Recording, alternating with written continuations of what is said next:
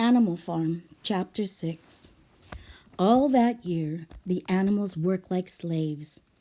They were happy in their work, but sometimes with no effort or sacrifice, they were well aware that everything that they did was for the benefit of those of their kind, meaning all the animals, and not for the humans. Throughout the spring and summer, they worked 60 hours a week. And in August, Napoleon announced that they would now start working on Sunday afternoons. Remember before, they used to have Sundays off and they got extra food and they got to rest. Well, now they're being expected to work. And it says that it's voluntary, meaning they don't have to. But if they don't, they only get half the amount of food to eat that day. So even though it was found necessary to leave certain tasks undone, the rations would have been reduced to half. The harvest was a little less successful than in the previous year. 2 fields should have been plowed and rooted up, but there was never enough time, and winter was coming, and it was going to be a hard one. The windmill presented difficulties. Inside, there was a quarry of limestone on the farm. Plenty of sand and cement had been found in an outhouse, so the animals had all of their building materials on hand.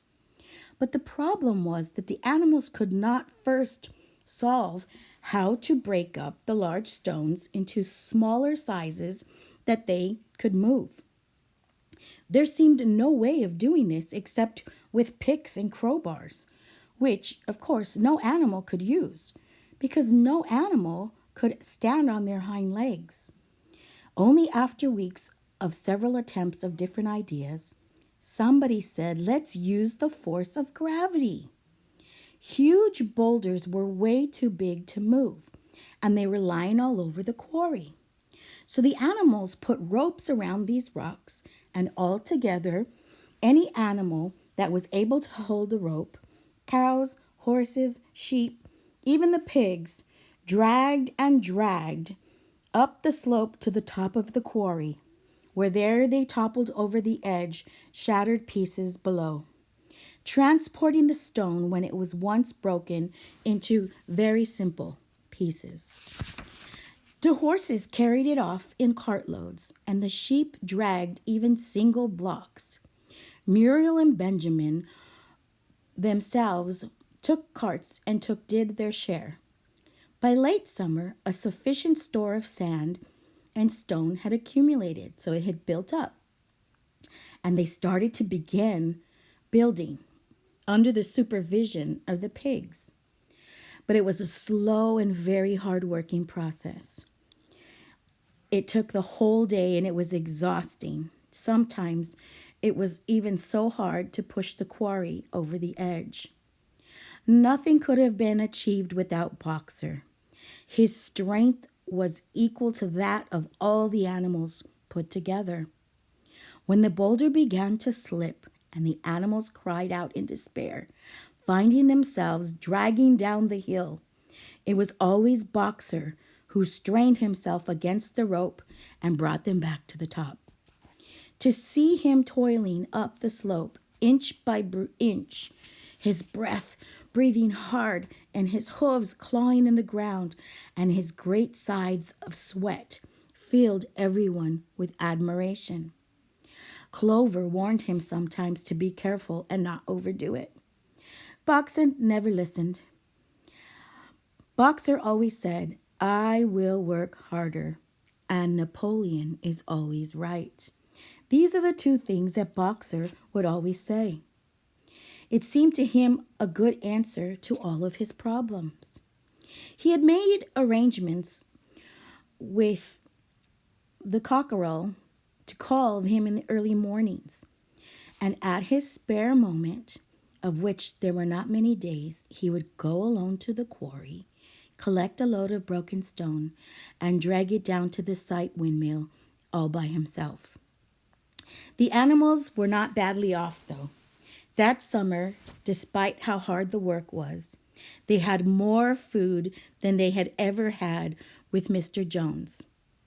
The advantage of only having to feed themselves and not have to support 5 extravagant human beings as well was a very great thing. And in many ways, the animals' method of doing things were more efficient and saved time working. Such jobs as weeding, for instance, could be done through a thoroughless, impossible human being.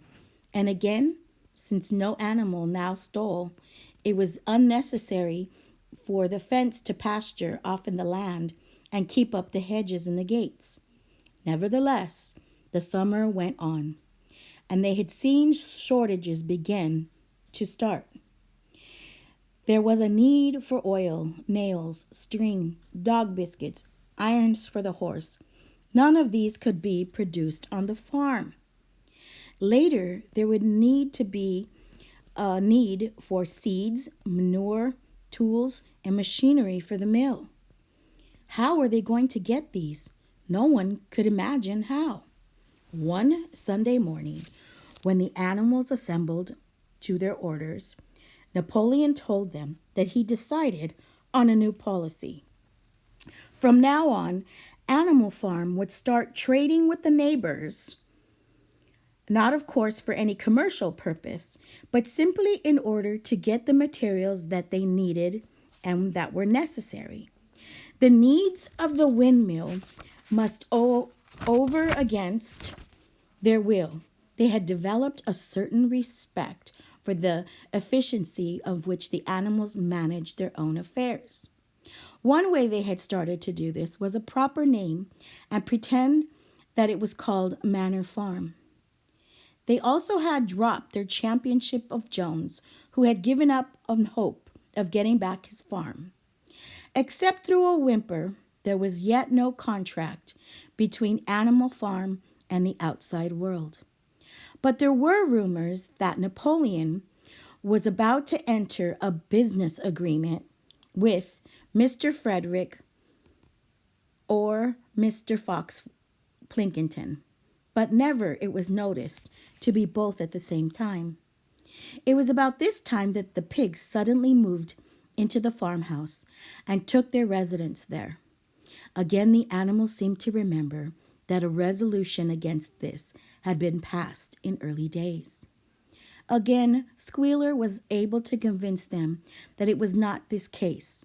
It was very necessary that the pigs, who were the brains of the farm, should have a quiet place to work. It is so more suited to dignity of the leader to live in a house than in a mere sty or barnyard.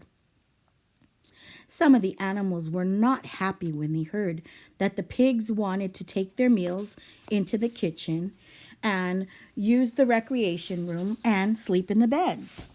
Boxer passed it off as usual. Napoleon is always right. But Clover, who thought she remembered a definite rule against the beds, went to the end of the barn and tried to puzzle out the 7 commandments that were inscribed there. Finding herself unable to read more than she fetched, Muriel, she said, "Read me the 4th commandment. Doesn't it say something about never sleeping in a bed?" With some difficulty, Muriel spelt out, "It says, no animal shall sleep in a bed with sheets." Curiously enough, Clover had not remembered that, but it was on the wall, so it must be true. Squealer, who happened to be passing at this moment, attended by the 2 or 3 dogs, was able to put the whole matter into perspective. "You have heard then, comrades," he said. "The pigs will sleep in the beds of the farmhouse? And why not? Well, you did not suppose surely that there was ever going to be a ruling against the beds. A bed is a mere place to sleep. A pile of straw is a bed. The rule was against sheets, which are human inventions. We have removed the sheets from the farmhouse beds and sleep between the blankets. They're very comfortable too, but not more comfortable than we need, I tell you, comrades. With all the brain work we have to do nowadays, you would rob us of our repose, would you?" The animals reassured him that there was no more to be said about the pigs sleeping in the farmhouse beds. And when some days afterwards it was announced that it was from now on that the pigs would get up an hour later in the morning than the other animals, no complaint was made there either. By autumn, animals were tired but happy.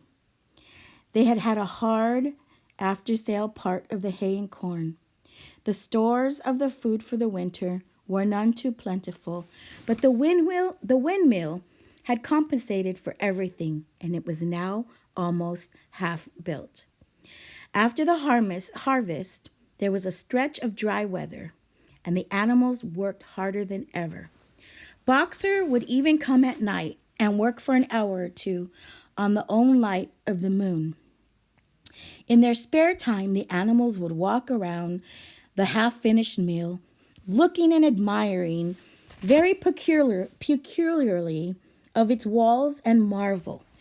They were just amazed at how this windmill was being built. Now, only did old Benjamin refuse to grow excited about the windmill. November came and these raging winds started. Building had to stop because there was now too wet to mix the cement. Finally came a night when the gale was so violent that the farm's building rocks on their foundation and several tiles blown off the roof. The hens woke up squawking. So there's this horrible, horrible storm. In the morning, the animals came out to find that the flagstaff had been blown down.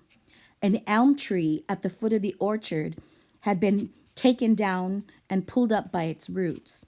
And they just noticed, when a cry of despair, a terrible, terrible sight. The windmill was in ruins. It was broken.